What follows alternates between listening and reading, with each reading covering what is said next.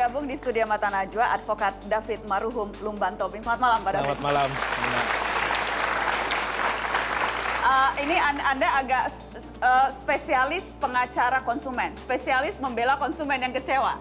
Bisa tidak saya katakan seperti itu? Karena Anda banyak menangani kasus-kasus perlindungan konsumen. Tutup pintu, Mas Bro. Starter.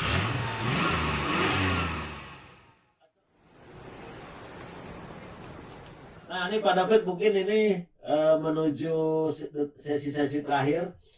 Saya ada nggak tips dari Pak David ya, tips ya buat teman-teman konsumen ya, konsumen mobil, terus mobil dan motor gitu. Ya. Tips untuk bagaimana terhindar dari perlakuan yang tidak baik lah, misalnya dari sales, dari dealer, dari produsen. Nah, ada tipsnya nggak Pak supaya tidak menjadi sebuah gugatan? Nah, kira-kira ada nggak Pak? Nah, Ya, yang pertama kalau kita mulai dari proses pemesanan mobil, ya. ya kan di situ ada surat pemesanan. Betul ya, Ya kan? SPK.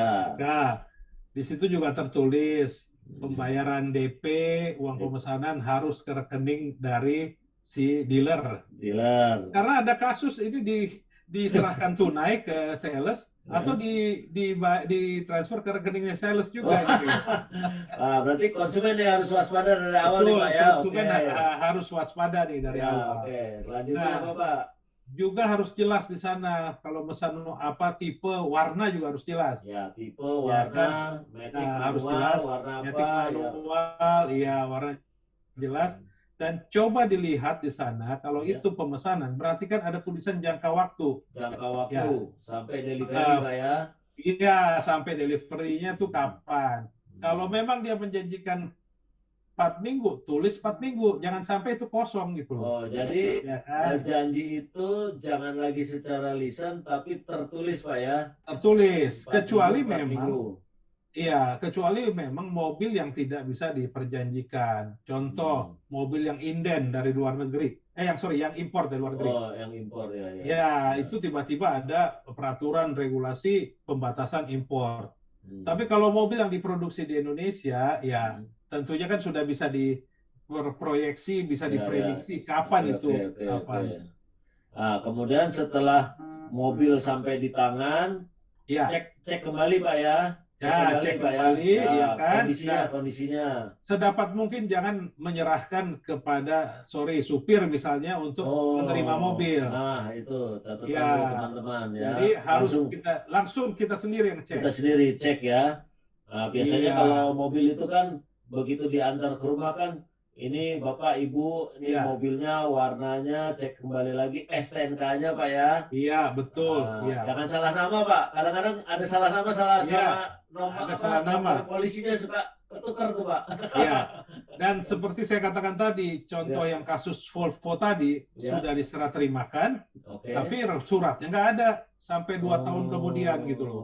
Waduh. Nah, ini kan sangat merugikan sekali. Bukan saja si konsumennya sudah membayar, tapi dia nggak bisa nikmatin mobil itu nggak punya surat kan? Ya nggak bisa jalan Pak ya. Nggak bisa jalan gitu. Oke, jadi ini prosesnya masih dilanjutkan sama Ya. Pak David. Ya, Dan setelah terima, dipakai, taatilah buku garansi. nah itu Pak, taati buku garansi, jangan sembarangan masang aksesoris Pak ya. Iya, betul. Nah, karena itu bisa menggaransi, bahkan ikuti terus prosedur kan. Kalau biasa mobil baru tuh Pak suka ada servis gratis, betul Pak ya? Betul, ikuti Sampai servis berapa? gratis. Ya. Ya selama mobil digaransi 3 tahun, 4 tahun, 5 tahun, bahkan ada yang sampai 7 tahun di Indonesia garansi. Itu udah jangan pergi dari bengkel resmi, kira-kira begitu Pak? Betul, dan tips lagi untuk membeli mobil second Pak. Nah itu gimana tuh Pak? Kalau misalnya mobil bekas itu baru 1 tahun, ya dicek riwayat servisnya. Oh, servis recordnya. Iya, servis recordnya dicek, jangan sampai dia servis di luar bengkel resmi sehingga nggak berlaku lagi garansinya. Nah, ini buat tips yang buat teman-teman yang pengen beli mobil bekas. Biasanya kalau mobil bekas nih mobilnya bebas banjir, bebas tabrak. Kira-kira gitu Pak, bujinya Pak. Tapi ini juga bebas bengkel tidak resmi. Oh iya. Kalau yang masih 1 tahun 2 tahun ya Pak mobilnya, atau di bawah 100.000 kilometer gitu. Oke. Supaya supaya Tapi bisa konsumen gini Pak, konsumen gini, wah kalau ke bengkel resmi masa garansi 3 tahun 4 tahun ongkosnya mahal. Ada melipir Pak ke bengkel umum. Gimana tuh Pak David? ya dibandingkan kerugian yang akan diderita di kemudian Ya, hari, ya, dibandingkan dengan jatuhnya harga mobil, ya, misalnya mau dijual, ya, ya sebenarnya saya lihat sih nggak mahal ya, tergantung kan jenis mobilnya juga Pak. Ya, ya, kalau betul, mobil betul, Eropa betul. ya mungkin lebih Ya, mahal. ya, ya, ya, ya, ya, ya.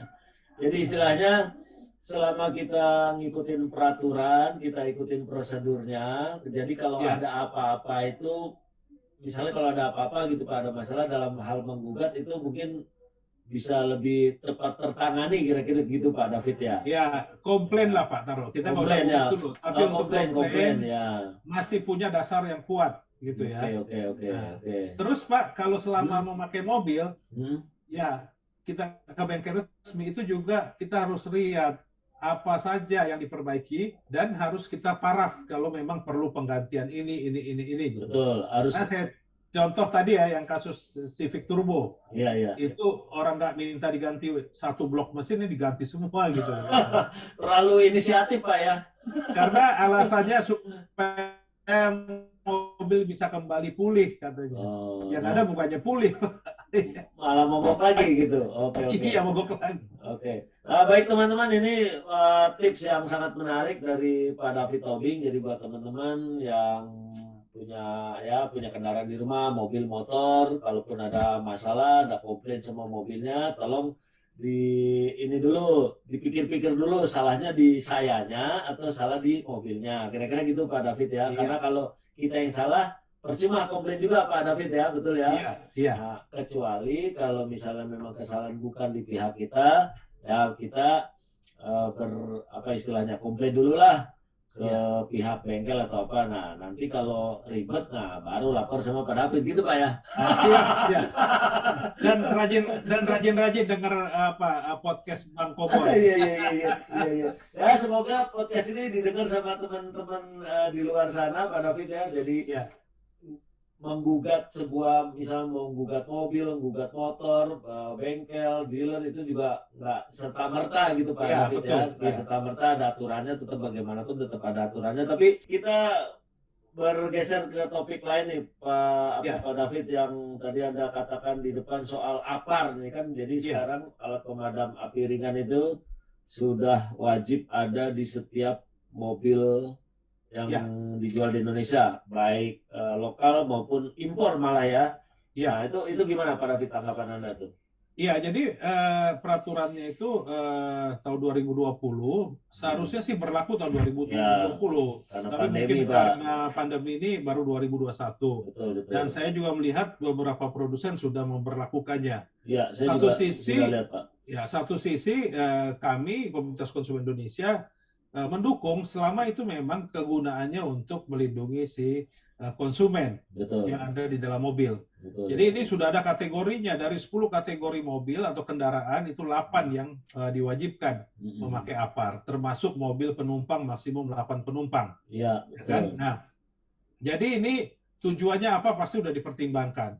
Kalau misalnya sekali-sekali terjadi kebakaran, maka bisa memakai alat tersebut. Iya, kan? Nah, tinggal bagaimana diatur tempatnya atau posisi letaknya. Iya. Jangan gara-gara alat pemadam kebakaran itu malah jadi kebakaran gitu loh. Iya Pak, karena sembarangan naruhnya Pak ya. Iya, misalnya kena panas atau gimana gitu. Oke. Jadi itu yang concern Bapak. Nah, penglihatan saya itu, saya lihat misalnya di Honda tuh Pak, di Honda itu, di mobil Honda itu ditaruh di bawah jok depan kiri Pak. Iya. Ya, itu saya sempat berpikir juga, waduh ini kira-kira keinjak nggak nih sama kakinya. Iya. Itu pikiran saya. Terus kemudian saya juga lihat ada di mobil Suzuki itu di carry, itu ditaruh di pojok pilar A paling bawah Pak. Oh iya. Nah, jadi tidak langsung di bawah jok ya. Nah, kalau saya lihat di bawah jok itu, kalau kita duduknya, kita mundurin joknya nih Pak, mungkin kaki kita panjang, nah itu kena Pak. Kena, iya. Kena, nah itu mungkin lebih concern di situ kali Pak David. Ya, harusnya tetap regulator juga harus memberikan apa namanya arahan petunjuk teknis kepada produsen di mana sebaiknya itu dilakukan, dan ini berembuk aja gitu loh.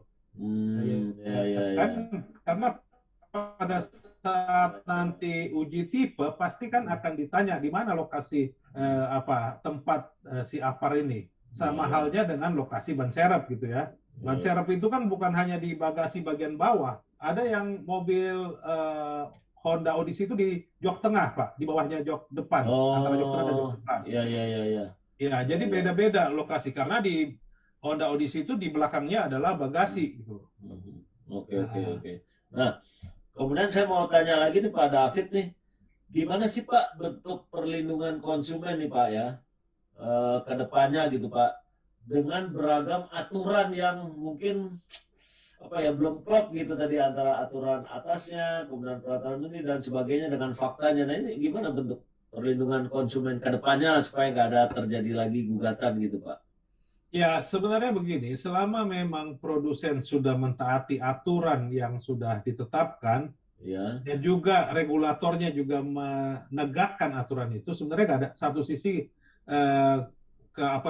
dispute itu akan terhindari. Oke. Artinya apa? Itu dispute ketika sudah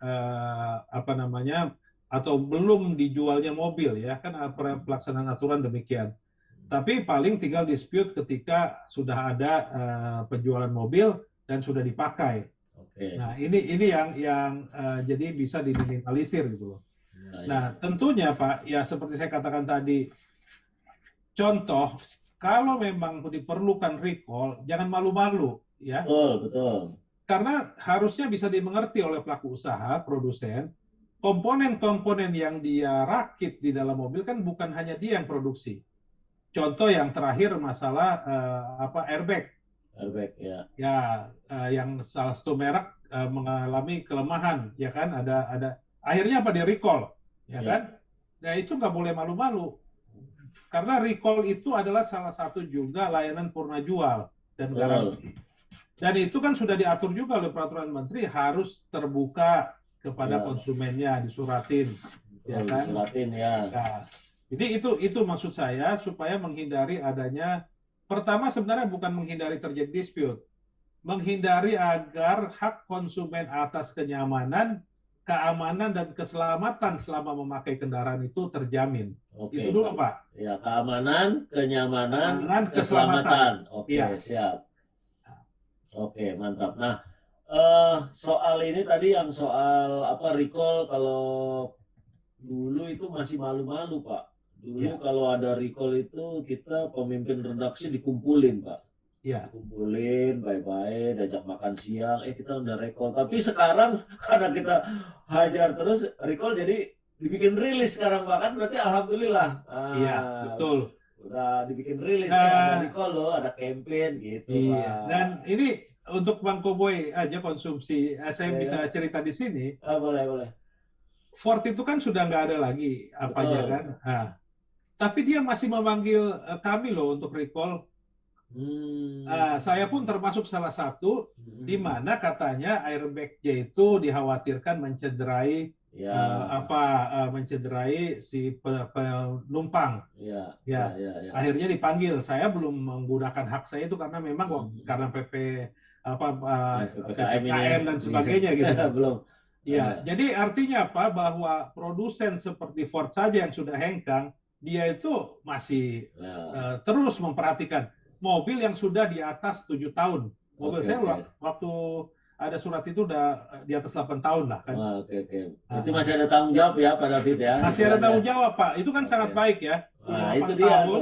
8 tahun udah di luar garansi masih dipanggil recall. Karena dia menghindari tadi, jangan sampai konsumennya itu nggak aman, nggak nyaman, dan nggak selamat. Nah itu dia tuh penting. Terus terang kita terima kasih loh, ini ada Pak David yang mewakili komunitas konsumen Indonesia, banyak bantu-bantu kita kira-kira gitu Pak ya. Tapi kalau bisa selesai sendiri dulu. Nah kalau nggak bisa baru mentok, baru ada Pak David kan gitu. Dan teman-teman. Dan teman-teman. Kalau yang Volvo ini gimana prosesnya Pak? Yang Volvo ini? Ya dalam waktu dekat kami ajukan gugatan Pak. Ajukan gugatan gitu. Nah itu setahu saya APM-nya atau produsennya atau prinsipal kan udah nggak ada tuh Pak. Iya. Udah Betul. tutup. Iya, garansinya udah Kan tutup, kita- Pak. Tapi PT-nya masih ada dan direksi Oh. komisaris masih ada. Kita gugat aja mereka.